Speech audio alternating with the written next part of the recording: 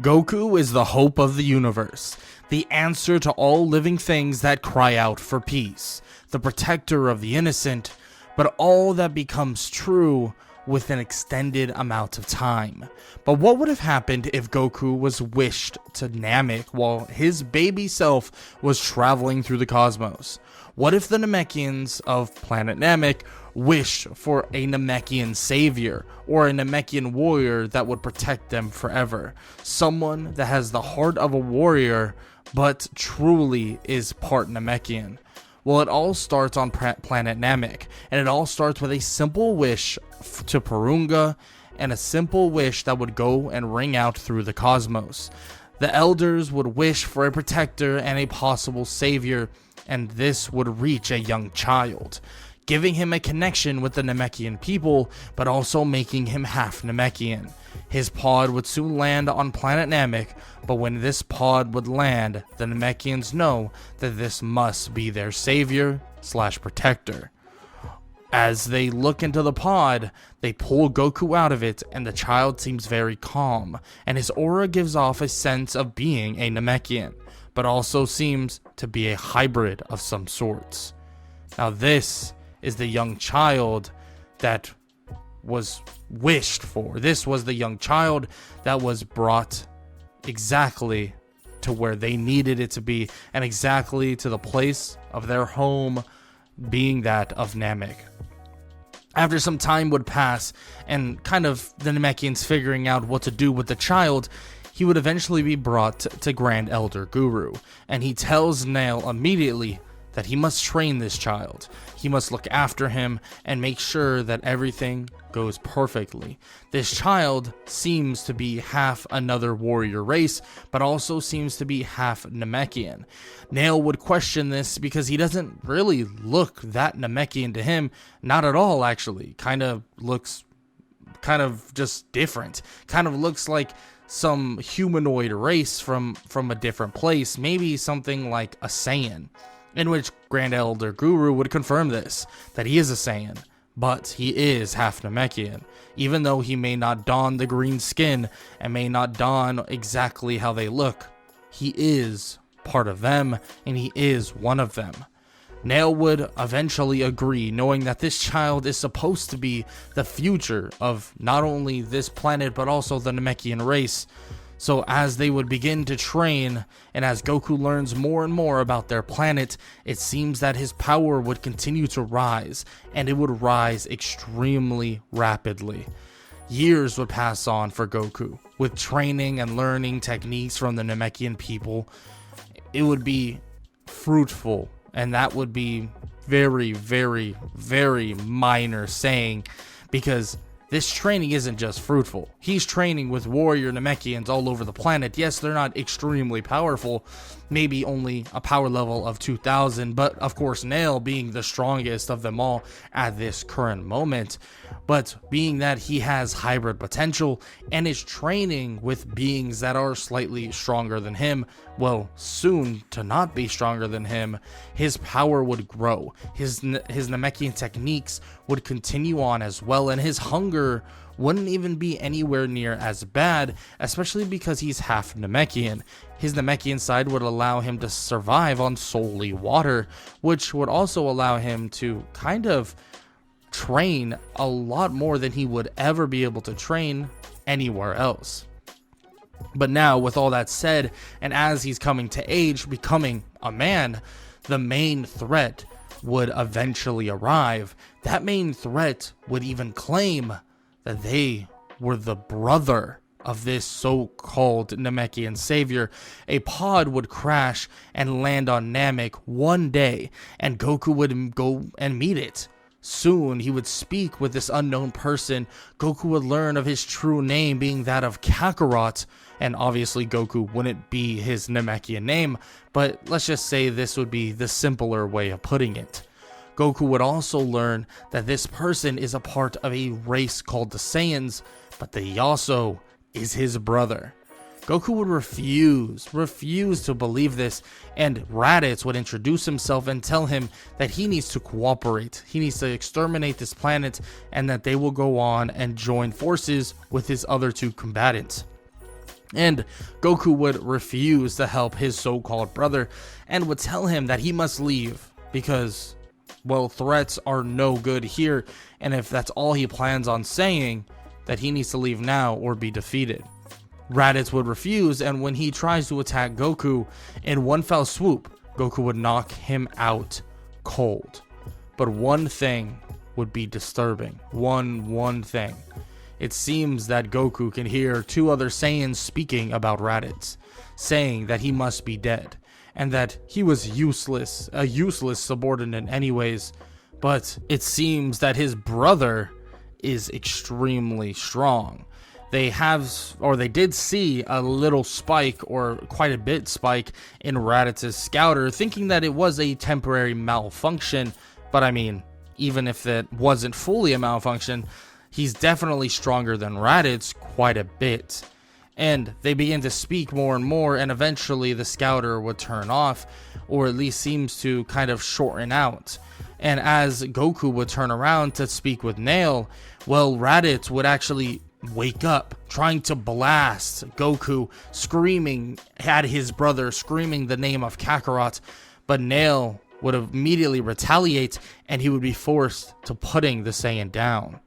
Nail would apologize, saying that he didn't want to necessarily kill the Saiyan, but Goku even says himself that he understands that keeping peace for Namek is very important, and he won't hesitate to kill if need be. He knows that Namekians don't necessarily want to kill. They are a peaceful race of people, but at the same time, sometimes what must be done must be done. Nail, hearing this, actually begins to think that maybe this is why he's truly going to be the Namekian savior. Goku, or whatever they would call him based on a Namekian name, is someone that is a true warrior in the fashion of being part Saiyan, knowing when to kill, knowing when it's needed. The Namekian side of him is soft, calm, and is able to think things decisively, and the combination of both of those things allow for a lethal duo.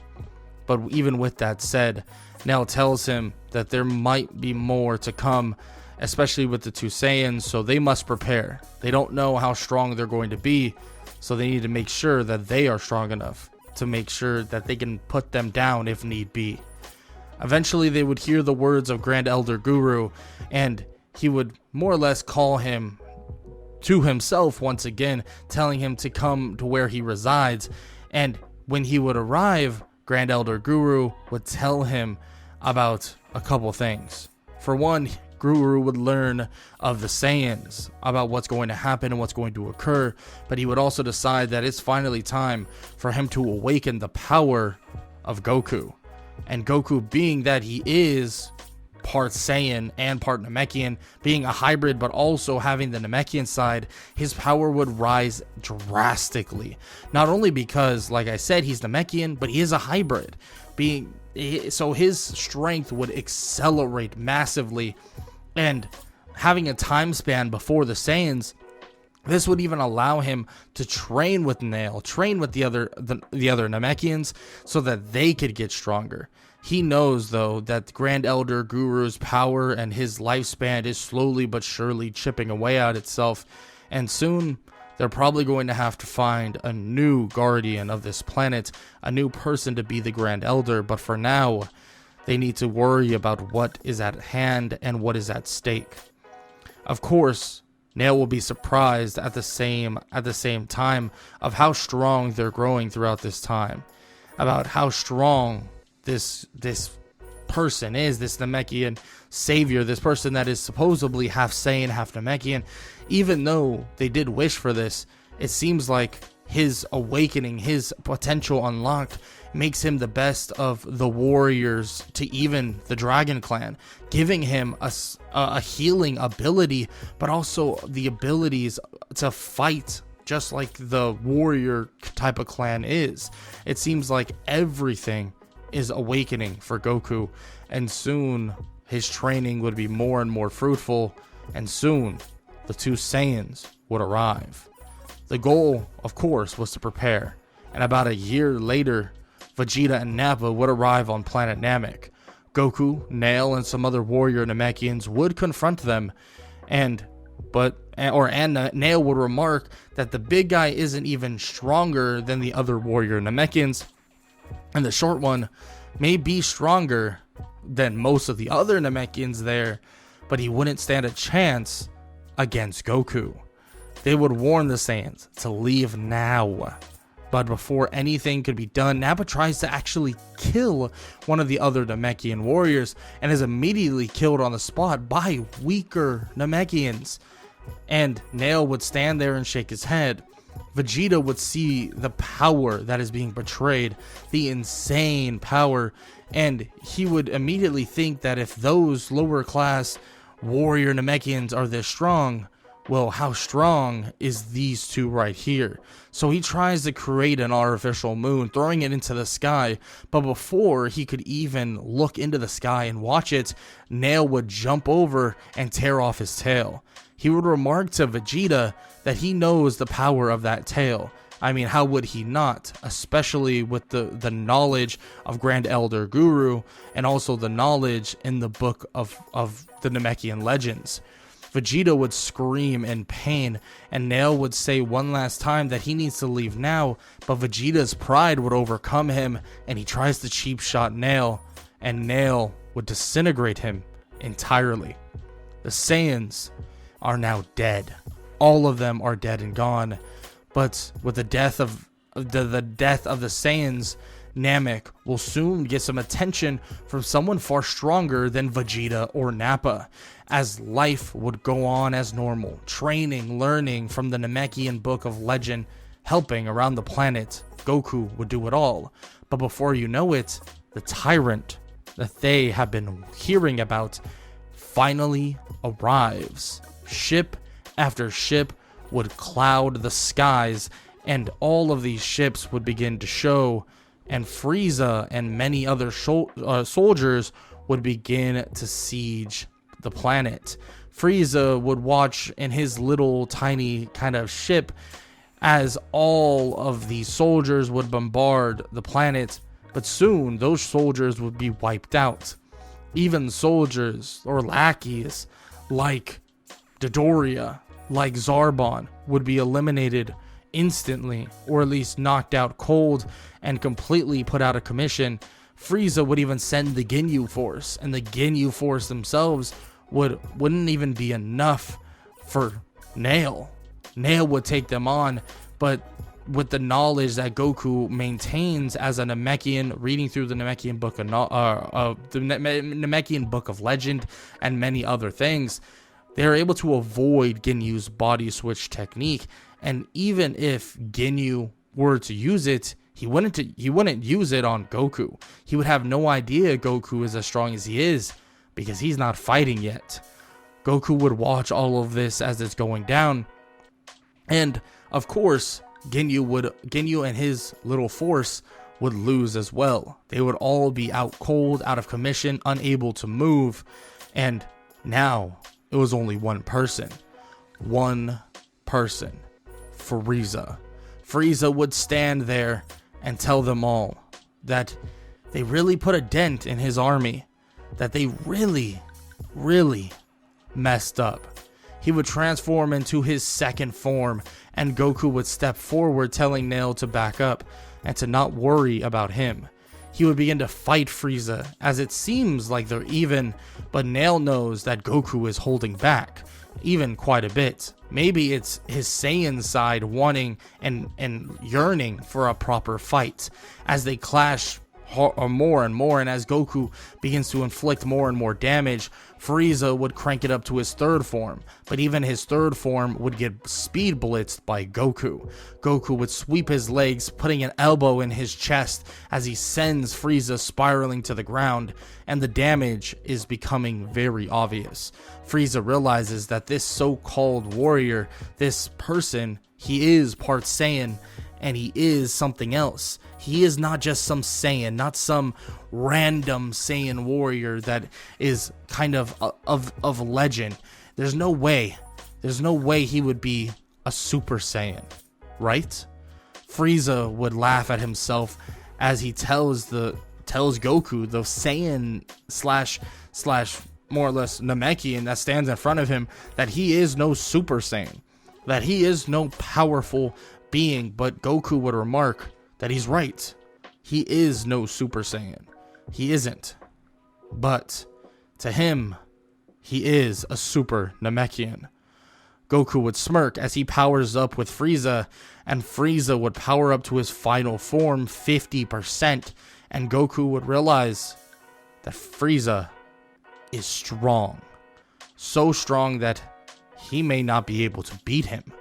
He begins to clash with Frieza, and Frieza it would be obvious that the gap between them isn't crazy wide, but Frieza seems to still have reserves. Goku is fighting at his max output, and it seems as if, well, he can't win, that he's falling behind, he's taking damage, his body more durable, of course, and this does help with him growing at insane speeds. When he gets really injured, he can heal up and he can grow in power immensely, but this is not that situation. That takes stamina. Goku's not going to have it when he's trying to fight from behind. He's falling behind against a Frieza at 50%, and it's obvious that they're going to have to somehow figure out a way to kind of change the tides. And of course, Nail steps in as well to fight, and Nail is pretty strong himself, but he's no match for a Frieza at this level, not even close. But it seems that he's actually fighting pretty well, not on the level of Goku by any means, but having two of them, it seems to be going great. But then Goku turns to his left slightly to see that 3, no, maybe even 4 of the other warrior Namekians are no longer there. He realizes they are fused within Nail. This is the Super Namekian, pure Namekian that Goku expected out of Nail, and he had to fuse with 4 other warrior Namekians to get there. And it seems like that extra training that the warrior Namekians and also Nail himself did allowed him to actually kind of fight near or close to on par with Goku and also against Frieza. They begin to clash more and more, and it seems like Frieza is actually losing ground. And the main reason for this is because Frieza is only working at 50%, and with perfect coordination, he's taking damage now. But eventually, Frieza would gain a little bit of area, a little bit of room, and he would do the unthinkable. He would power up to 100%. Goku would see this, and he would watch as a blast would go soaring through the chest of Nail, and it would splatter blood everywhere. Goku would fly over toward Nail as Frieza mocks him, laughing at him, saying that he's just like the other Saiyans. He's just like all of them, and guess what? He'll be in the grave with them very soon. Nail would about to be healed by, or he's about to be healed by Goku, but Nail would shake his head, and he would tell Goku to do it. And of course, Goku would shake his head. No, this is no. Why would he do this? Why would he do that? They could heal him, but of course, he doesn't know if Goku can even win this fight. Can he truly win the fight? And Goku refuses. As he watches Nail kind of suffer, he heals him, taking away some of his own energy, and Nail would grab him by the shoulder and tell him that he needs to let them fuse. But Goku would shake his head, saying that it might not even work. He's only part Namekian, remember? Goku would refuse this, but Nail would grab his hand as he places it on his own chest, and he tells him that if it doesn't work, well, then they'll go out fighting and possibly die together. Or if it does, he'll fuse into the Namekian savior. In which Goku looks at him and shakes his head, but soon Nail begins to power up and Goku can feel it. The fusion is working. The power of Nail, including other Namekians, would surge into Goku, and Goku, with his hybrid potential, would feel his power spike so drastically that he could feel something else as well emerging it seems like from the ashes, as his hair would grow higher and as yellow aura would spark around him.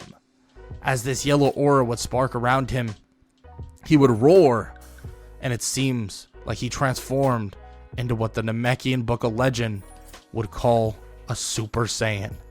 Goku would walk over toward Frieza as Frieza would punch him in the gut, but not even an inch, not even a single inch would be given, and Frieza's hand would shatter.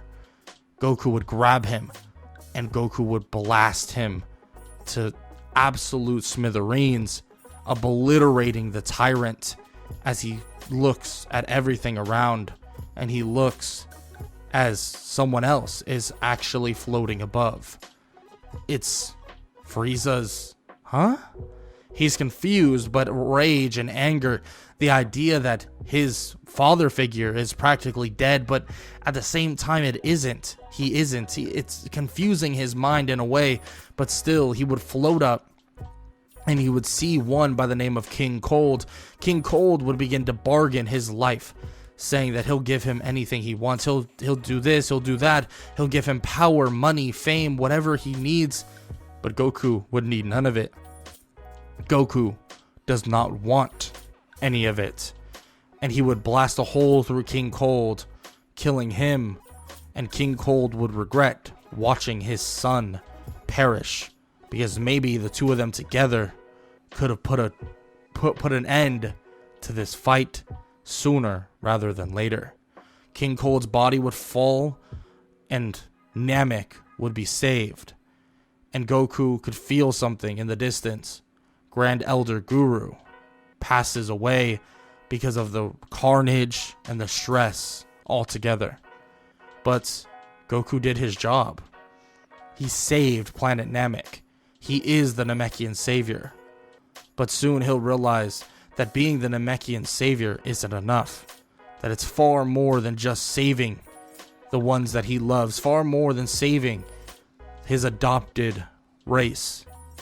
He'll soon realize that there are more powerful foes out there, and it not only will take the might of himself, but the might of every single Namekian on that planet to win, to live, and to come out victorious.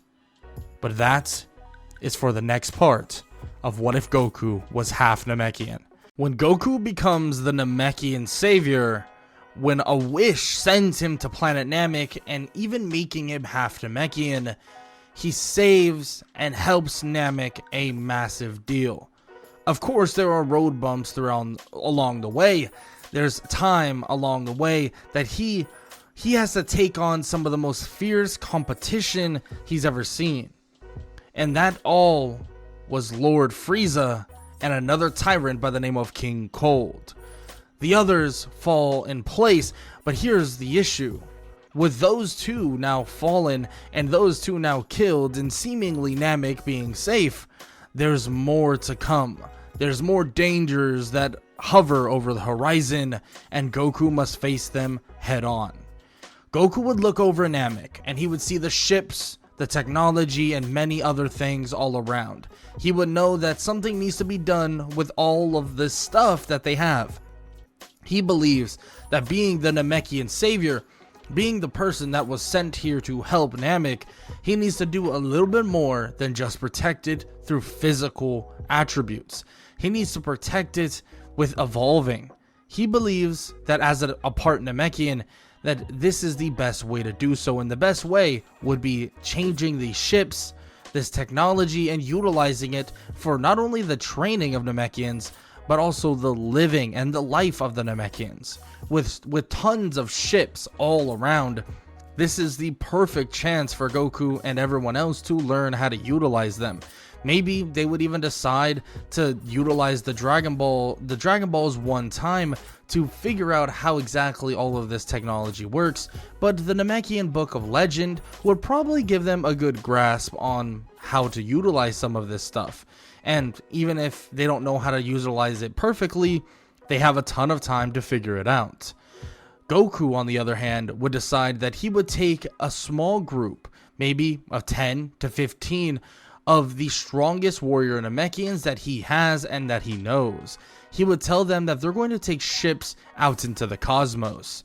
They would question why, and Goku would tell them that learning and helping other planets will drastically help them as a race, and on top of that, will expand on how strong they can truly be. Goku explains that the strength of Frieza, the strength of King Cold, Vegeta, Nappa, Raditz, all were so vastly different than the strength that they all hold. That expanding on your way of kind of being, the way of life, is something that needs to happen. So they all follow suit, and Goku promises that he would visit Namek from time to time to make sure everything is fine and okay. And of course, over the next couple years, everything would be completely fine. No problems, no threats, no nothing. And Goku would travel the cosmos. From planet to planet, they would learn techniques. They would even stumble across a planet by the name of Yardrat. And Goku would decide to not only learn from the Yardratians, but also leave some of the Namekians there to help protect the planet, but also learn as much as possible as well. Goku believes that the strength of the Namekians is also in the hands of himself.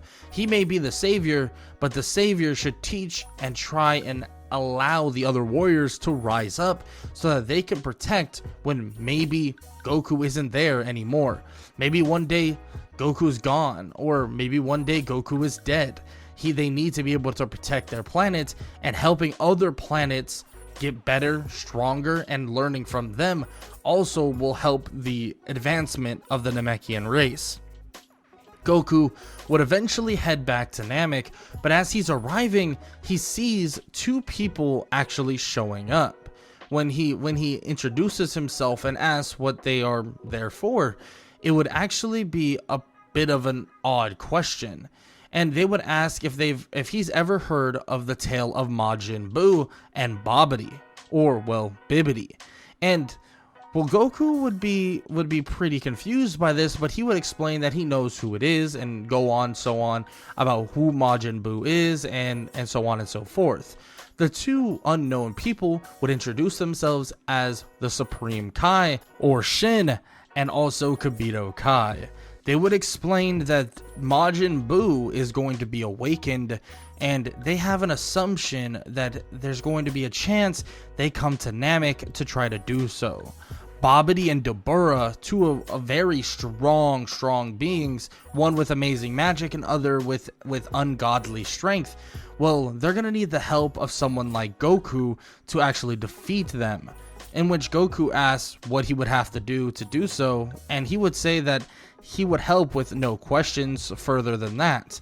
They would say that he needs to train with the Z Sword, and once he trains with the Z Sword, he should be able to defeat them, and that the Z Sword is the weapon that can defeat Majin Buu, so there's no doubt in their mind that it can also defeat Dabura and Babidi. So the training on the world of the Kais would then begin. Goku would learn from the Kais. There's a good amount of time before they have to employ a plan to actually stop Babidi and Dabura, so training with the Z Sword is something that is very, very beneficial. And during this time, Goku would awaken a new form of Super Saiyan, being that of Super Saiyan 2, but his power would elevate even greater throughout this time just with training the Z Sword. We're talking Kais that could teach him vast techniques, and their strength as well is pretty comparable. In which Goku would bring up the fact that if they're a Supreme Kai, or Shin is a Supreme Kai, then why did he not stop Frieza, someone that was a tyrant, someone that was horrible for the universe? And then an argument would eventually ensue about the fact that Kais need to stay neutral. But Goku believes that if they have the power to help the mortals all around, including ones like Goku himself, they need to do so. They're intervening now, so what was to stop them before? And what's to stop them with intervening against Frieza? It doesn't make sense. He even tells Shin that Frieza was an extremely bad person, killing thousands, millions. He's not 100% sure, but he exterminated races of their own, like of many races, and even the race of his own, the Saiyans. So why is it that he chose to do nothing? In which Shin would be at a loss for words, but Goku would say that it doesn't matter about what he has to say here and now. He better make up for what he's kind of lacked in the universe. Goku would tell him that he feels strong enough now to take on Dabura and Babidi, in which he really would be, especially with the strength of all of the Namekians that are within him at this moment. He knows that he's ready. He takes the Z-Sword, which he can casually swing around now, and he actually ramps up, and everybody ramps up their power on Namek. This would eventually attract the wizard Babidi and also Dabura, and when arriving, they are met with a rude awakening. Dabura would spit on some of the Namekians to thin the herd quite a bit, but Goku knows that he needs to finish this fight as quick as possible. And with the help of Shin and also Kibito, it seems as if this fight shouldn't be too difficult. Even the magic of Babidi would be counteracted by the Namekians' magic. Yes, Babidi is a insanely strong wizard, but the Namekians, altogether at least, can definitely counteract it to a certain degree, and on top of that, Shin can help out, and Goku can as well. His Namekian abilities to actually do so are pretty potent, so they're able to actually stop the magic of Babidi, killing Dabura, and Babidi would follow suit very soon after. Goku would tell Shin and Kibito that it's, well, time for them to make a better difference than they already are. He knows that they have questions about if they should really be involved with mortals and so on and so forth, but Goku tells him that he believes that they should be doing so.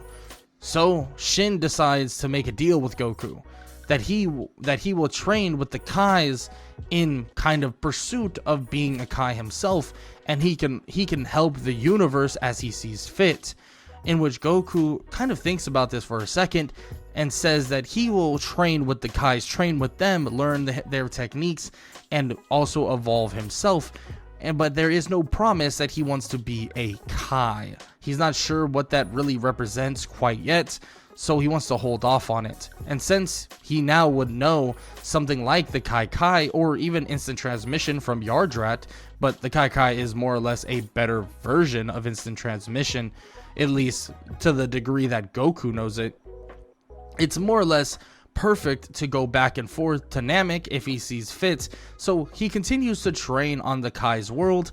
He visits Yardrat, and he visits vast amounts of other planets to help out the other Namekians that are scattered around, and if they want to go home or want to head home, or they have to send off a distress signal for help with Goku teleports, and he's there in a matter of a split second, but nothing too major is even happening.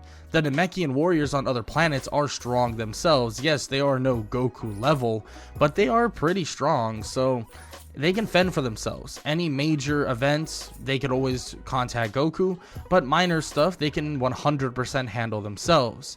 Throughout this time, during this training, Goku would even kind of ask if they can stress test the Z-Sword. He wants to see what the Z-Sword's all about and what it's really capable of, and he begins to kind of swing it at different materials, from giant rocks to pretty dense items, and eventually he would swing it and try to break through a giant cube of Kachin, which is the strongest material in the universe. But when doing this, he swings down and the sword would break in half. Everybody would freak out, thinking that this is horrible, that this isn't good, that sword is so powerful. But of course they would say that it's okay at the end of the day, because Majin Buu was already prevented, and Babidi and Dabura are gone, dead and gone. So it's okay that the Z-Sword is broken, at least kind of. But then they do realize something else. It seems like old Kai, or a Kai that really they don't know much about, but it is an old Kai, comes out of nowhere, appearing out of the sword. Elder Kai reveals himself and explains how he got in there in the first place, and Goku, listening, hears the name Beerus, or the God of Destruction. He doesn't know much about Beerus, or the God of Destruction, and he only has heard from the Namekian Book of Legend, but he knows the strength that Beerus may hold. Maybe Beerus would even be a threat in the near future. And Elder Kai would look around and would even see this aura glistening off of Goku. It's something odd. Elder Kai doesn't really say much more, but he does tell Goku that he basically has some insane latent potential. After speaking about Beerus just a little bit, Goku would bring up the fact that he's nervous about a so-called God of Destruction. That isn't a so-called God of Destruction dangerous? And Elder Kai would look in surprise, but at the same time, well, he would be excited. Maybe this is a way for him to get Beerus back, but at the same time, maybe this will make Beerus happy.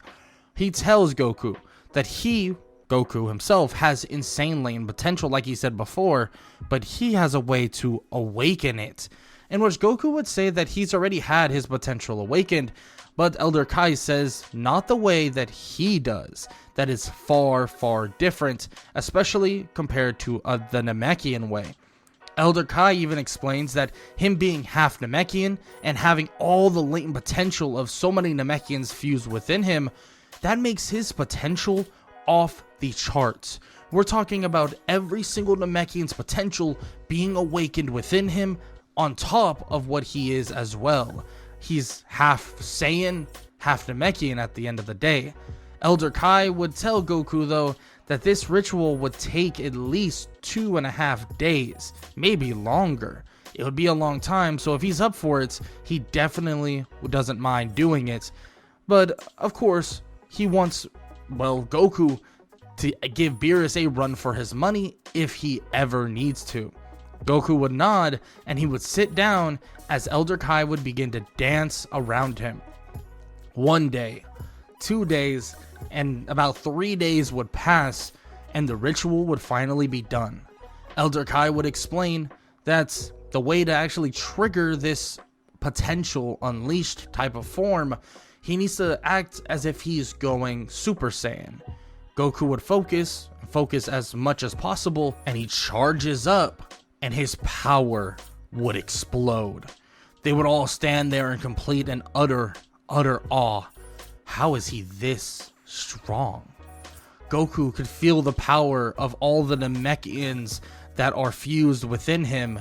He truly can feel this immense amount of strength, but it doesn't even feel like his body is straining, as if he's channeling the highest power of Super Saiyan he possibly can, but without any stamina or endurance issues. It feels amazing. It's insane. So Goku would continue his training on the Kai's planets, maybe even on other planets as well, after getting this potential unleashed form. And one day, he would leave the Kai's world and would head off to Namek. When he would use the Kai and arrive on Namek, well, someone would be visiting the Kai's world right when he leaves. The Kai's world would be more or less introduced to two people that we haven't seen quite yet, but we've heard glimpses of: Beerus and Whis. And it seems like before the Kais can even warn Goku, Beerus and Whis are headed to Namek. When they would arrive, Beerus would remark that it's a very peaceful and nice planet, but he has heard that their food isn't very good, and that they must provide him as much as possible.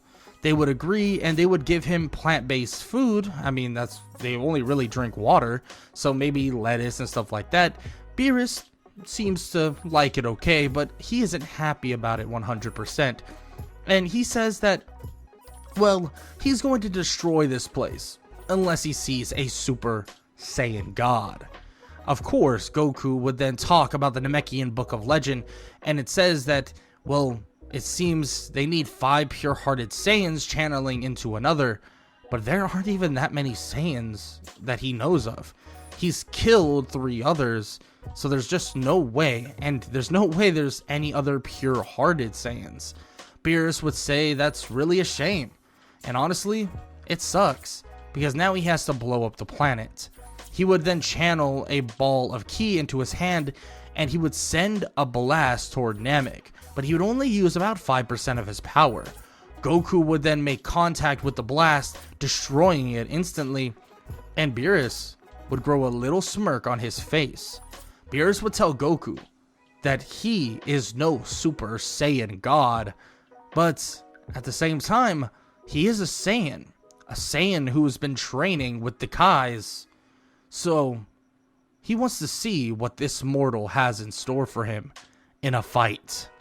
Beerus would ground his foot and fly at Goku, and Goku would immediately look to parry as the fight between Goku and Beerus is about to begin. But that is for the final part of What If Goku Was Half Namekian. Beerus versus Goku.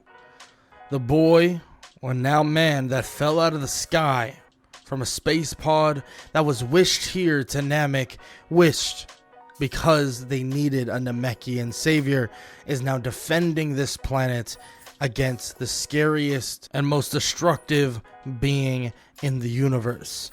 Beerus is the god of destruction, and Goku takes him on as a mere mortal. Goku would clash with Beerus over and over and over again. In his mystic form, it seems like Goku is actually putting up one hell of a fight. But soon, the tables begin to shift, and the tables begin to turn very quickly. It seems like Goku is now losing ground. All the ground that he made up, all of the strength that he gained throughout this time, from not only absorbing the Namekians that he so respected, but also the awakening of this mystic form via the Elder Kai, it seems as if this won't be enough. As if the power that he's gained throughout this time, being part Namekian and part Saiyan, won't be enough to take on whatever this foe truly is. Beerus is something different. The god of destruction is no mere title. He is the almighty. He may just be the strongest in the universe. Goku would realize that quickly, especially after Beerus would land multiple blows to his chest, and it feels as if the breath is being taken away from Goku. Goku would look back as the Namekians cheer him on and hope for his victory, but Goku would soon realize that victory is far from his reach.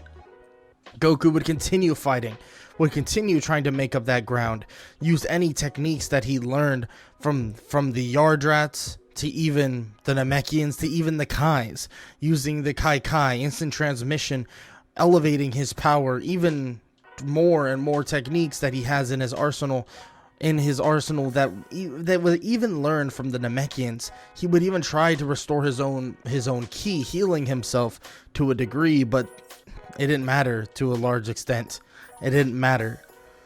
Goku was going to lose this fight, and unfortunately he would go tumbling down toward Namek, and Goku would be looking in the sky as Beerus hovered over everything, and he would tell the Saiyan that he just wasn't good enough, wasn't strong enough, and it just was too far away.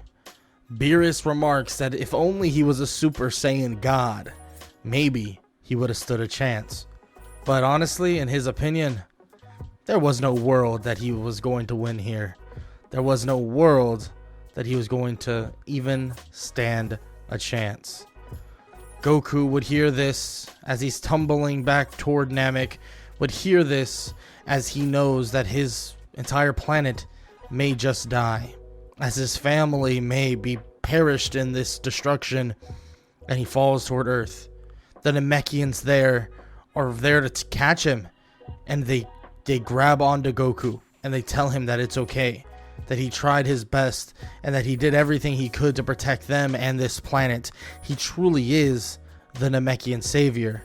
But as Goku is hearing this, and as he's basically just laying there, lifeless at the feet of all these Namekians, as a giant ball of destruction is coming toward them, he would feel power surging through him. The Namekians have connected with Goku on another level, and it seems like they're fusing. Everyone is fusing into Goku. At least that's what the power that is being absorbed into Goku feels like. Energy restored, power being converted in mass amounts toward Goku. But here's the thing, the Namekians aren't disappearing. These Namekians are actually not disappearing. They're still there with Goku, but all the power is surging within him.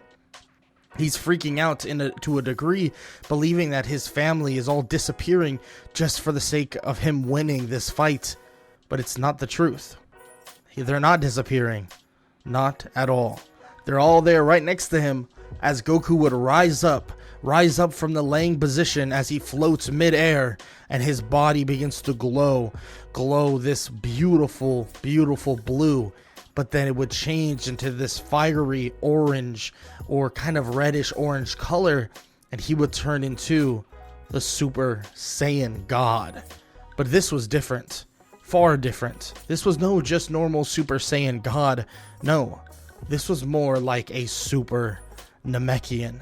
No, a Super Namekian God. This seems like unconscionable power.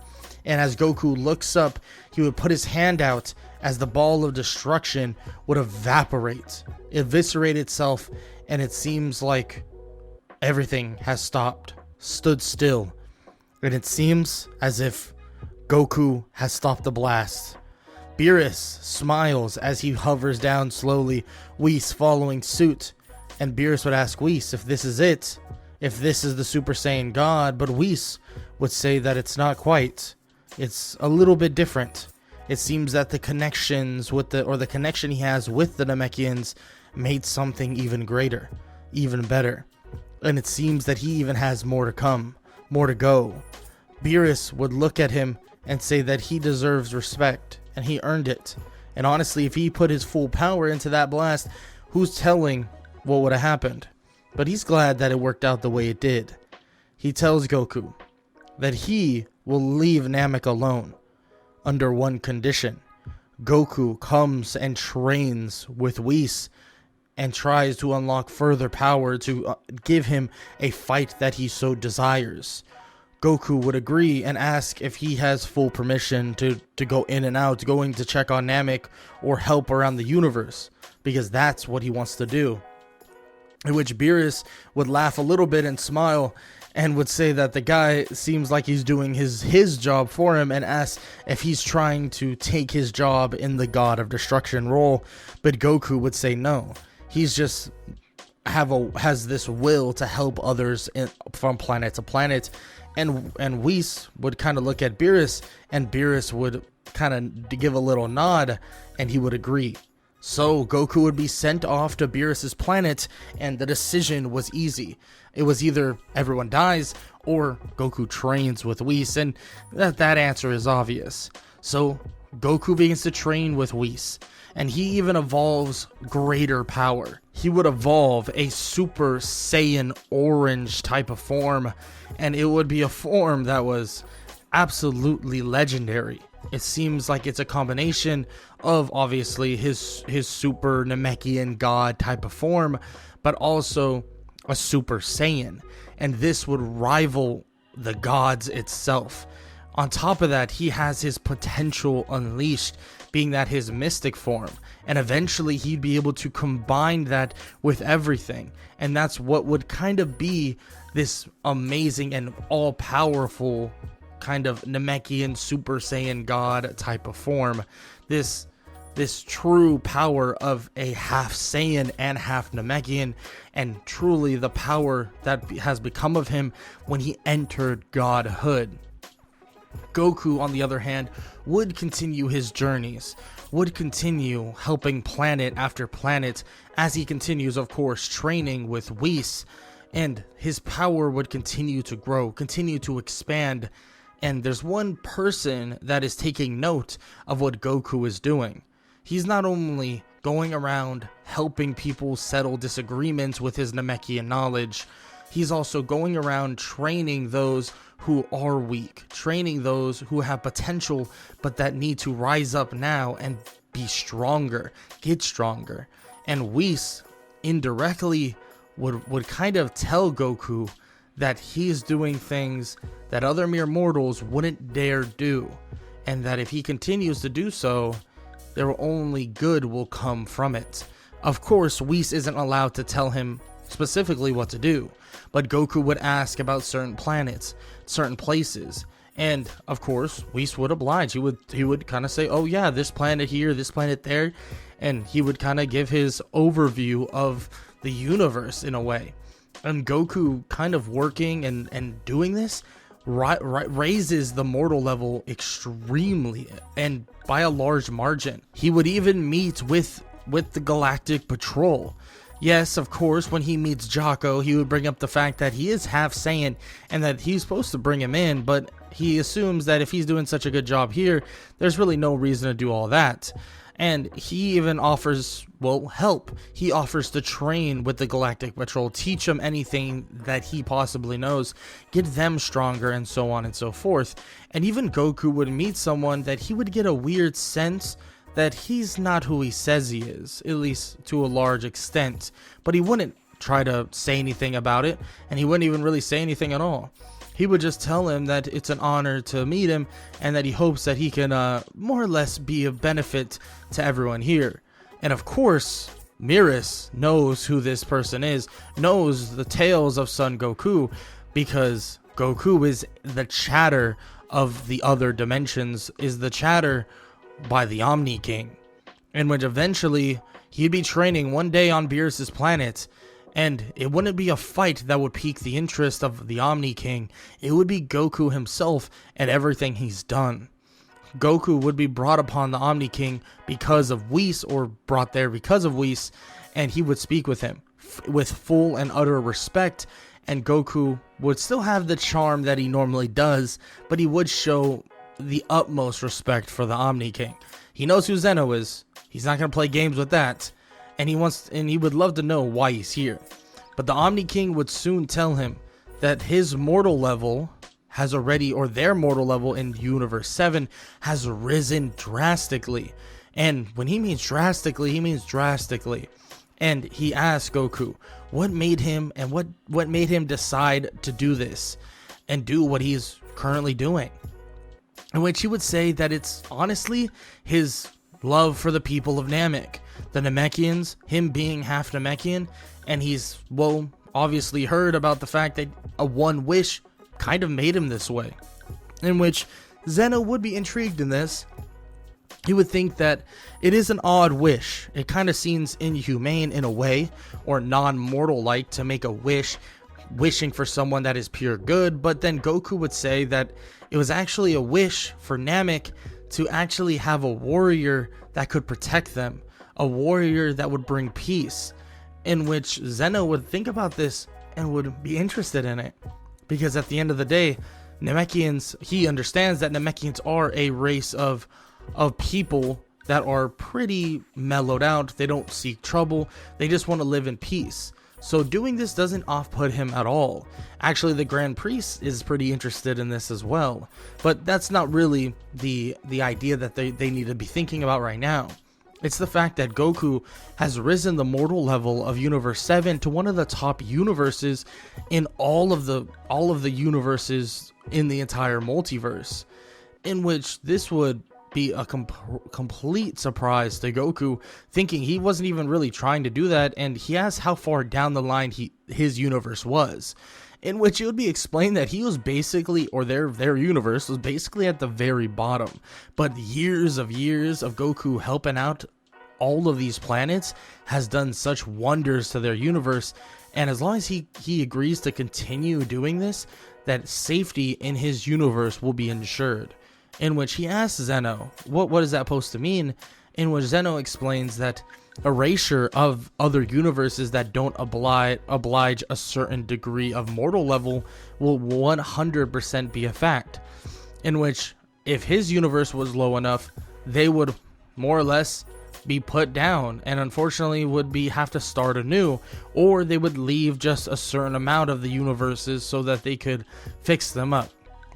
But if Goku has the right mindset, if Goku has the way of making universes better, maybe he should do a little bit more than expected. They tell Goku that they would love for Goku to speak with many other universes, but maybe that's too far-fetched for now. He is immortal, and he might have the powers of a god, but not many gods will listen to him when he's not of true godhood, in which Goku says that he would love to help out any way he can, and, well, the Omni King, well, Zeno, or in the Grand Priest will tell him that that's all they need to speak with him about, and it was truly a pleasure. In which Goku would say the same, that it was genuinely a pleasure to meet, well, the controller or the god of everything? Yeah, of everything. In which Goku would wave everyone goodbye, and he would leave back to his universe. Beerus, of course, would be pretty happy about this person that he found. Not only a rival that can fight and basically quench his thirst for battle, but also someone that is making the universe better. Maybe this does mean he'll have to do a little bit more, but it also means that they won't all die, and if Zeno likes him, well, and likes the universe, well then he'll definitely be in favor of Beerus as long as he portrays that he's doing his job. In which, you know, shouldn't be too hard as long as he destroys some bad places here and there. Or follows along with Goku and tries to rehabilitate some of the planets, and if they don't follow suit, then they get destroyed. Of course, Goku would help out wherever he can, but his alliance and his love always falls with Namek. So, with all of the things going on, with kind of protection of other planets and so on and so forth, with help of the galactic patrol, the universe soon would become swept up of many of the bad viruses and the bad diseases of the universe. People like Frieza would be gone. People like Majin Buu or creatures like Majin Buu would not exist. And Goku would allow for peace. And Goku would live up to the idea of being the hope of the universe and also the peacemaker of it as well. Son Goku has done far more than you could possibly imagine. And all it took was one wish on a dragon and wishing for a savior on an unknown planet in the middle of nowhere. Now that is the end of What If Goku Was Half Namekian. And if you enjoyed the series, I hope you did, show some love. Leave a like, leave a sub, leave a comment down below, all that good stuff. And I hope y'all enjoyed the series like I said, and I hope all y'all have an amazing day. Later.